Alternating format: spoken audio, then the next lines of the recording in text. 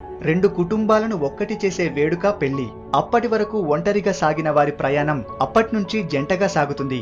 మన సాంప్రదాయం ప్రకారం పెళ్లికి చాలా విశిష్టత ఉంటుంది. 5 రోజుల పాటు అంగరంగ వైభవంగా జరుగుతుంది. బంధుమిత్రులతో బాజా భజంత్రీలతో అదో కోలాహలం. అన్నీ ఓకే, కానీ చాలా మందికి ఈ పెళ్లికి సంబంధించి 2 డౌట్స్ వస్తుంటాయి. అవి: మొదటిది, వరుడు వధువు మెడలో 3 ముళ్ళే ఎందుకు వేస్తాడు? రెండవది, తాళి కట్టిన తర్వాత నూతన వధూవరులు హోమం చుట్టూ 7 ప్రదక్షిణలే ఎందుకు చేస్తారు? వాటి గురించి ఇప్పుడు తెలుసుకుందాం.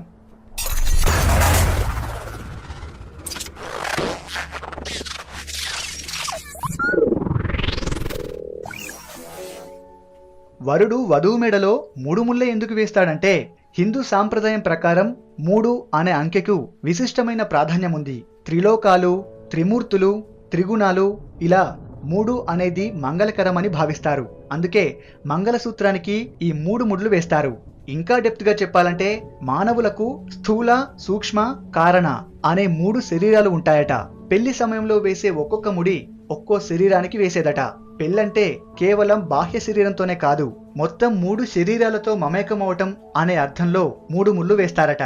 ఇక రెండవది, తాళి కట్టిన తర్వాత నూతన వధూవరులు హోమం చుట్టూ 7 ప్రదక్షిణలే ఎందుకు చేస్తారంటే, సాధారణంగా 7 అడుగులు వేయటం అంటే జీవిత భాగస్వామితో 7 జన్మల వరకు తోడుంటా అనే నమ్మకం ఇవ్వడం కోసమని చెబుతారు. దీన్ని ఇంకా డెప్త్ గా చెప్పాలంటే, ఒక్కో అడుగు ఒక్కో భరోసాను నూతన వధూవరులకు ఒకరికి ఒకరు ఇస్తున్నట్టు లెక్క. ఇందులో మొదటి అడుగు అన్నవృద్ధికి.